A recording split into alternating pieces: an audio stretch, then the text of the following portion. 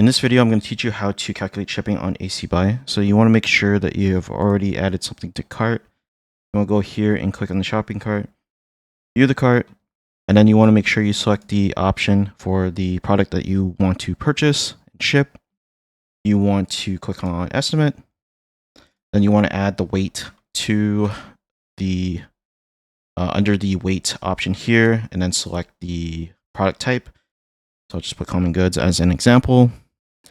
Make sure you click select all, click check now, and then you just need to combine the price for the shipping that you would like to use. So for example, I want to use the cheapest one because I don't really care about the amount of shipping time that'll take to get to me.